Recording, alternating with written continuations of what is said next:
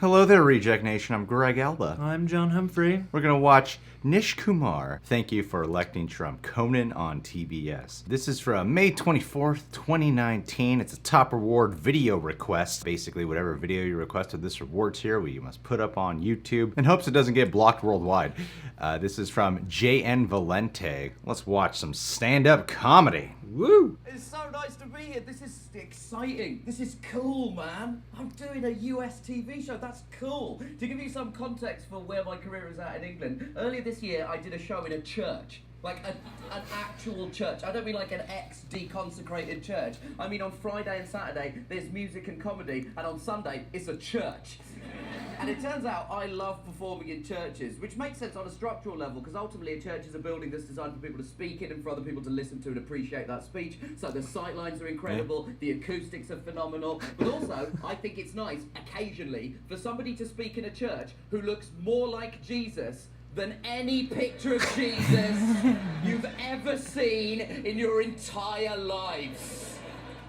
They whitewashed Jesus. It's true. That's true. Do you think when Jesus was being crucified, he thought, well, at least they'll remember what race I am? No, they won't, Jesus! You're gonna have blonde hair and blue eyes before they dragged you down off that thing. Poor Jesus, he went up there a Middle Eastern man. He came down looking like the bass player from an indie rock group in the early noughties. Poor Jesus, from the King of Kings to a King of Leon. What a life! It's a pleasure to be here, to be doing comedy in America. I'm also really here as a diplomatic envoy on behalf of the British population. And I would like to say, on behalf of my nation, to the people of America, thank you so much for electing Donald Trump president. I understand it's being received with some tension in the room. But genuinely, thank you so much from the bottom of our hearts for electing Donald Trump. Because when you elected Donald Trump, you showed a commitment to the special relationship. You have stood by our side and not abandoned us when we needed you the most. Because it was Brexit, then Trump. So you saw us commit geopolitical suicide. And instead of reacting as you should have done, which is to go, never for the grace of God go we, lesson learned, you reacted like this. Not on your own, little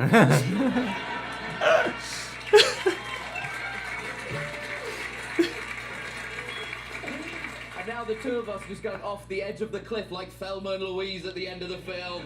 Don't get me wrong, I'm glad it was Brexit first, then Trump. It's like The Office. We came up with the idea, and then you looked at it and thought, well, we like the basic premise, can we pump in more money and some high-profile celebrities? Because for a hot minute we were the stupidest country in the world. Then you elected your 45th president, both in terms of chronology and quality. And we got beaten back to a creditable silver medal position. Everybody's very angry in this country, everybody's very angry in my country. And, you know, there's people who you should be legitimately angry at. Like, people should be angry with men. Let's face it, lads, we've had a bad couple of million years, right? At the moment, things feel particularly toxic. Last year, a guy in Toronto hijacked a truck, and he drove it into a crowd of people, and he killed 10 of them and injured 15 more. And when the police investigated, they found out that his last Facebook post that day said that he was leaving to start an incel revolution. Now, incels are groups of men who exist in dark pockets of the internet, and they're very angry. And they're very angry because they say they are involuntarily celibate. That's what incels mean. Involuntarily. Involuntarily. Basically me between the years 1985 and 2006. And I know that there are some people here going, hold on, were you a 21-year-old virgin? And to those people, let me just say this. Shut up, okay? Just shut up. It's hard for some boys. Also, it happened in February and I'm an August birthday, so shut up. I'm doing a show. I don't have time for your maths, right? Listen. We all go through periods in our life where we are involuntarily celibate. That happens to all of us. But what do we do when that happens? We don't kill people. That's weird. What do? We handle our business. We go to our rooms and we masturbate to self-penned Buffy the Vampire Slayer fan fiction. Don't judge me, young, cool, hipster audience. You have no idea. I came of age in the era of dial-up internet. You either waited 45 minutes for a JPEG to load or you improvised. Those were your only two options. You have no idea what it's like now. You can stream HD porn videos on your phone while you're taking a dump like you all definitely do. Back in my day, we used to have to sit there waiting for the image to go like this. Having to sustain an erection for weeks, months, years at a time. All the while hoping that no one called on the landline because that would be the end of the whole operation. Internet was a weird place. There was no Google. The best you could get was an animated paperclip asking you if you were writing a letter. That's the best thing you could get. Now, here's the thing. When this incel stuff happened, I thought, well, people will be really angry about this. And weirdly, people weren't. The New York Times published an article suggesting we have a redistribution of sex. Meanwhile, in the UK, a magazine published an article suggesting the government provide free sex robots to incels, right? Now, I found that quite frustrating because, okay, I am a nice guy. No? That was a deafening silence. Listen, I am a nice guy, but even I have my limits, okay? Because look at my... Okay, I'm just going to say it, right? Every time there is a terrorist attack of any description, I always think two things. The first thing I'm fine with, the second thing I'm embarrassed by, but I want to tell you about in the interest of building empathy. The first thing I think, whenever there's been a terrorist attack, is, I hope everyone is okay. Fine. The second thing I think, whenever there's been a terrorist attack, is, oh, God! Please be a white guy! Oh God, I want it to be a white guy so badly. Every time they're about to announce the name, I'm always like, come on, Graham Johnson! All I want to hear is the suspect is known to be a fan of Mumford & Sons and the film La La Land. That's all I want to hear. Because when white people kill people, no one cares. Everyone's like, he was probably hungry. Come on! Maybe his internet was being weird. Let's not make a big deal out of this. And all I'm saying is there's a cultural imbalance, and I'm just trying to redress it. That's all I'm saying. I just think there's a double standard when white... I don't have a problem with white... Guys! I don't have a problem... Guys! I don't have a problem with... Guys! I don't hate white people. I will have you know that some of my best friends... hate white people, and they're much angrier than me. Ladies and gentlemen, thank you very much. Stand-up comedy. He does have a point. Yeah, he does have a point. I liked his point of view. I don't know, like I liked the way he tailored his set because he was, kind of talking to us, kind of making jokes, but like, yeah, really actually kind of getting real. Oh, this is a very real subject. Yeah, totally. It's funny, the biggest takeaway about this was weirdly not really the Trump stuff. Well, yeah. I was like, what territory are we walking into? People like Stephen Colbert and Seth Meyers and Trevor Noah. Every day is all about Trump, right? So I was like, okay, we're gonna get a giant Trump. We're gonna get a Trump dump stand up. Yeah, just like 5 straight minutes of Trump. But I love his opening bit. I could relate to the most about Jesus Christ being blonde hair, blue eyes. Yeah. We grew up in Catholic school. We went to church every Sunday. I've seen Jesus of Nazareth a bunch of times. I saw white Christ all the time, white man. Jesus? Yeah. Save me, white Jesus. I remember being in science class. What was our science teacher's name? Mr. Lanigan? Lanigan, Lanigan? And like, actually... science says that Jesus was probably, it's not really just science, it's just history. It's historical accuracy to when, when Jesus was around, or who Jesus was. If you take a cross-section of the map for who those people are who generally inhabit that area. Probably not a white guy with blonde hair and blue eyes. But he could have been buff, though. It's still ingrained in my brain, though, even though I logically know that. When I think of, like, if someone says, imagine an image of Jesus, I immediately think of blonde hair, blue-eyed Christ right away. Yeah, I think of the stereotypical drawing on the wall of every like church rectory of like Jesus and sheep. Hey, it's not about what he looked like. It's about what he stood for. And we should probably really course correct and make sure everyone knows that he wasn't a blonde-haired, blue-eyed guy. Don't worry. Eventually, we're going to get a reboot Jesus movie where it's like gritty and realistic. Oh, that'd be great. Yeah. It's called Passion of the Christ. Passion. Yeah, there you go. What it is. There you go. Mel's back. Have you ever seen that movie? No. I remember vividly when it came out. Yeah, you look the most like Jesus. I know. Arguably, I do. You just have longer hair. But Jesus had curly. They said his hair was most likely curly. Yeah, see? Well, we should make a movie where we're both Jesus. Where you're like actual Jesus. Talking about Jesus. This idea of incel revolution That was my first time hearing about this. Oh, wow. Welcome. That flew over my head what they're talking about. Just a bunch of angry guys who can't ejaculate. Or who at least don't have access to sex. Taking it out on the world, are they? Yep. Oh, who, man. Believe they have been slighted and are owed something, and they want to take it out on anyone and everyone. So sad. There's sex work That's a exists terrible for a crime. reason. Terrible crime what he committed. This is sad. Terrible crime, yeah. If they actually develop like robots, which I've heard they've done already.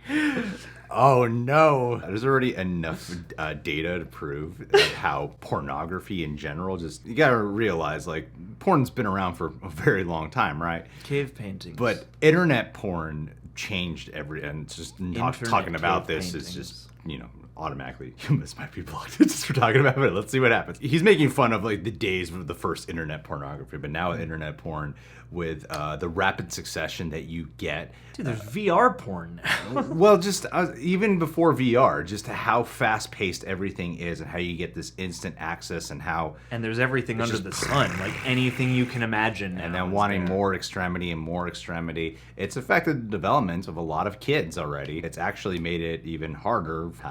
It's made it more challenging, more difficult for people to even get laid because they resort to pornography. But weirdly, if you learn to abstain a little bit, there are people who obviously watch porn who get laid. There are some people, depending on your emotional psychological development, where this has become a crutch where you're less likely to even go out and seek it physically. You'll be more okay with not actually getting the real thing. Then it creates loneliness, lack of intimacy. There's a whole bunch of stuff, right?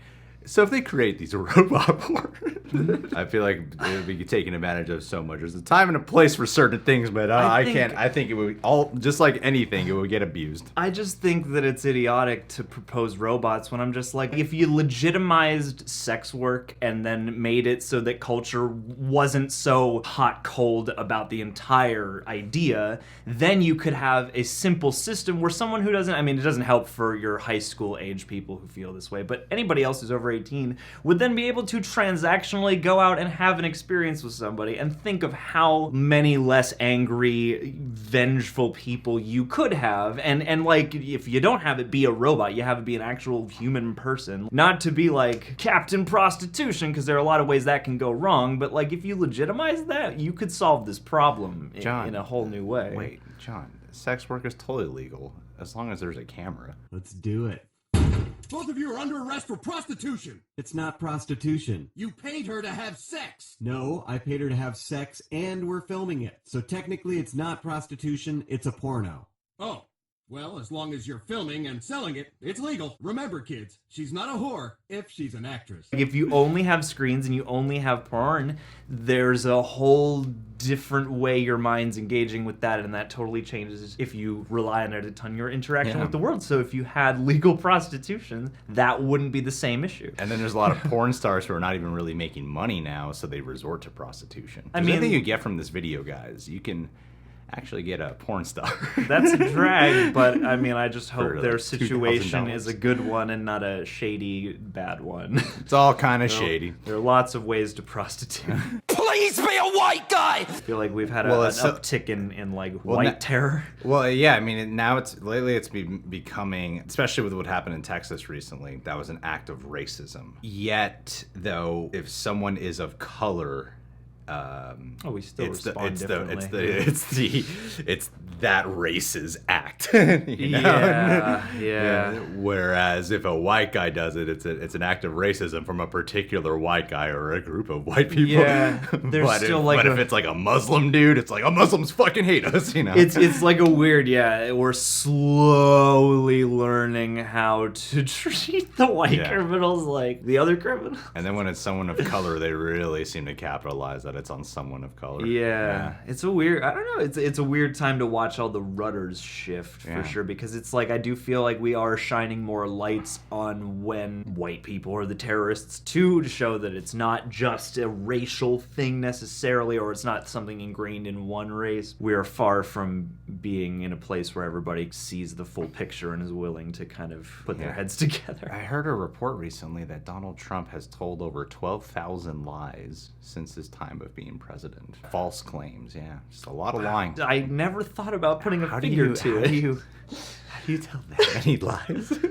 I think you tell a couple, and then you wait to get scolded, and then when nobody scolds you, you just see how far you can take it, and then when you realize that there's no one above you, Yeah. you just kind of keep taking it. Well, guys, I don't know who you're voting for. Bernie Sanders has my vote this year. I'm putting that out first. I'm saying that Trump. publicly. Trump re-electing that guy. 20 I wasn't convinced last time, but now I'm on board. Let's give him 4 more years. Wash that coal off, reinvigorate America. Universal healthcare is my primary draw. I'm a little bit of an idealist. I do identify as progressive. So many major countries have universal healthcare. We can work towards getting there. I feel like if we can just give him 4, even if it's just 4 years he's in office for Sanders, and he can get to at least getting us on the right path to universal healthcare, that would be bomb diggity, man. Too many people are rejected at emergency rooms. Too many people die going to emergency rooms. Too many people don't go because they can't afford things and then have worse things happen. People can't get the treatment they need. There's a lot of debt and a lot of death, especially when you meet people who are from Canada and you hear about their home country and what they got going on. Yes. None of it works. It's one thing to hear like reports. It's one thing to hear people talk about it. Then when you talk face to face with someone who's visiting from a country that has universal health care, you're like, wow, you don't pay anything for that? That is nuts. It does seem like a fundamental human right. That's my little stance. Well, JN, thanks for requesting this, my dude. I would vote for JN for president. I would too. He has a lot of thoughts. Yeah. He'd be like the way how Trump spouts off a lot. He'd do that, but in like in a more progressive manner. See, I think JN Valente It's like I don't know what he's talking about, but it sounds positive. Yeah, his honesty record would be off the chain. The problem is the ideas would be hard to decipher. I think it would bring the country together that way because we'd all be focused in on what he has to say. What does it mean? I know it's been a little rough lately with everything you've got going on. Keep taking care of yourself, dude, and keep opening up and keep feeling what you got to feel. In times of grief, it's really just a challenge, and then the growth that you get to on the way to acceptance, I'm telling you, is a beautiful thing. You'll come out a stronger man in the end. All right, guys, well, you can subscribe to The Real Rejects, click that notification bell, and we'll catch you guys soon.